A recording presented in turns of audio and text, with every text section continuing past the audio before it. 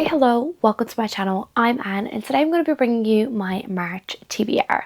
So I have a lot of things planned for March. I have a lot of I have my big vlog project that I'm going to be working on every single month. So I don't want to add too many books to my TBR, and I have quite a few arcs that I need to get through as well, but I will talk about those at a later date.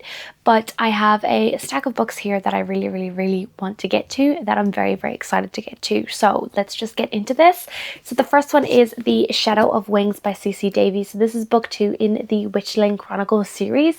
I finished Heliacal Rising back in February and I am in love, so I'm very excited to check this one out, especially with the ending of what happened at the end of book 1. So I'm very excited to get to this one. So in Heliacal Rising we're following Emilia Silvers, and she has been taken in as the ward of the Lord Draken, and he has kind of raised her to be an obedient wife, to bear children for his son, and become the new ruler of this place.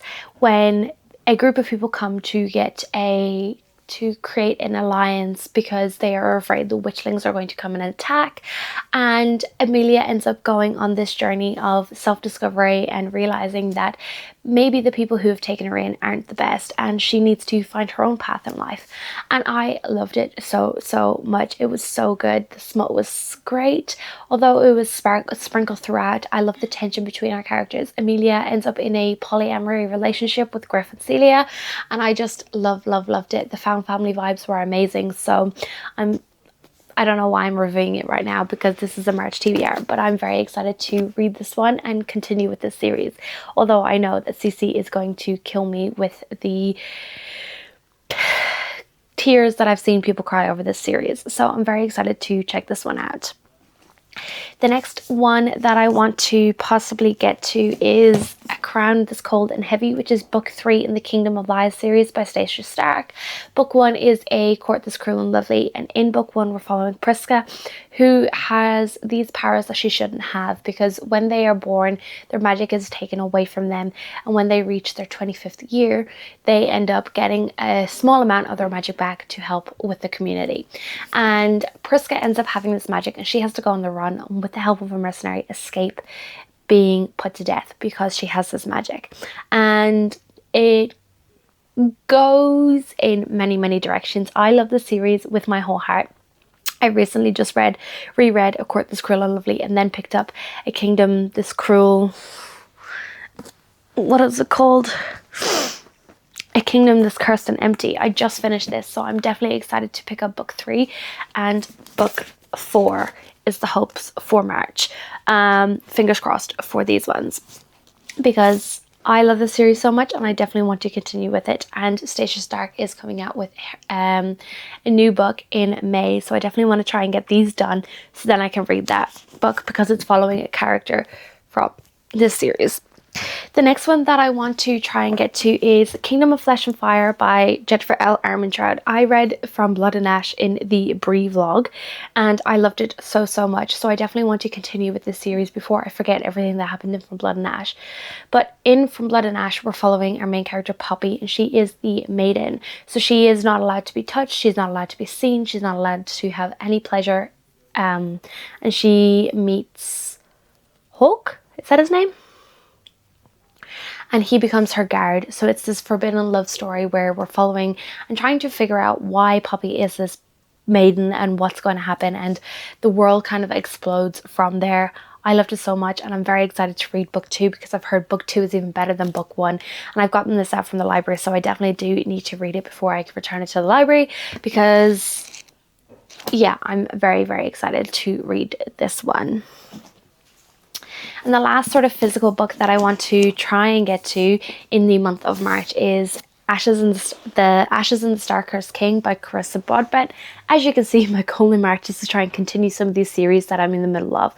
So I also read The Serpent and the Wings of Night in the Brie vlog, so I'll link that up above and down below if you want to check it out. It is a 3-hour vlog. It's my magnum opus, like, honest to God. It was the most enjoyable but hard vlog that I've ever filmed, so please do check that out if you want to check it out. But This is the last book in the Nightborn duology within the Crimes of Nyaxia series. So in this we have multiple duologies that are making up the story.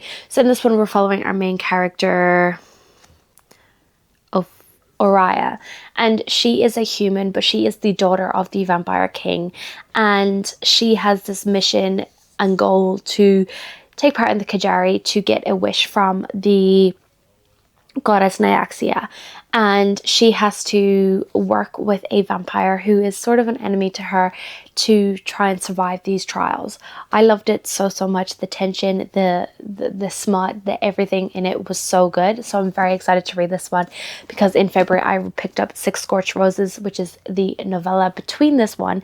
So to continue on with the series. So this is Jonky Boy, but I'm very excited, and the cover is stunning, and I'm just really intrigued to see where we go with this one, because I'm pretty sure we also get a POV from Rain, which is very intriguing. So yes, I'm very excited for this one. I also have a few arcs that I need to get to, so I'm hoping to get to quite a few of those in the month of March.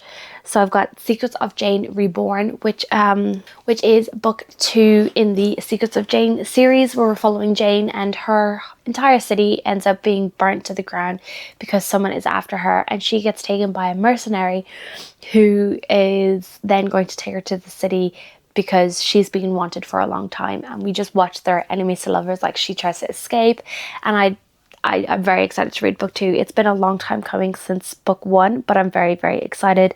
Then we have By the Moonbeam and the Mist, which is book 2 of the By the Orchid and the Owl series by Maria Montoya, where we're following our main character, who ends up, Raina, who is going to this academy. And in this academy, when you arrive, you get gifted magic, and you kind of are put into these different sectors of the academy, and we just follow her as she is being protected by Cohen, who, because she finds out that she also has a secret magic that she shouldn't have, and it puts her in a lot of danger.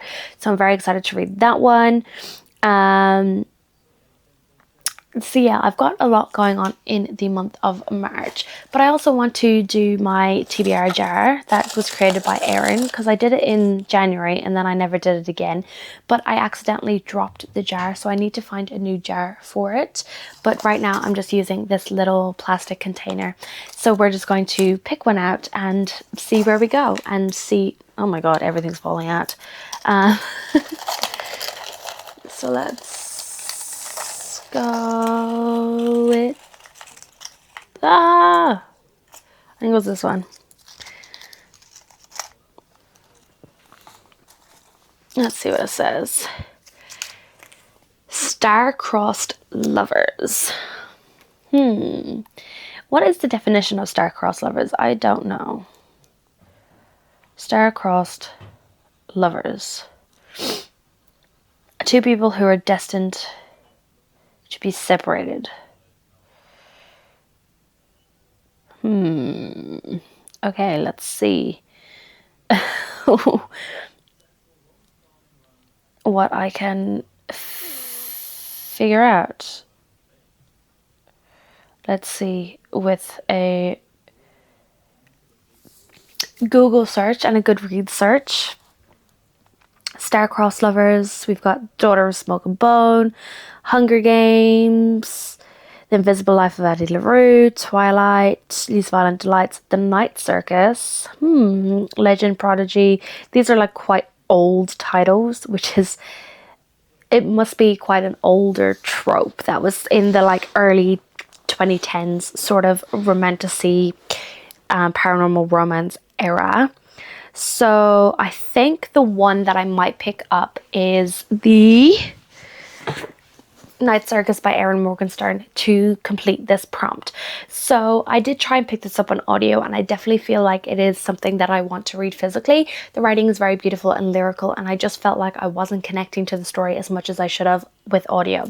So I think I will be picking this one up physically and trying to get through it, just because yeah, it felt like I just wasn't understanding the story.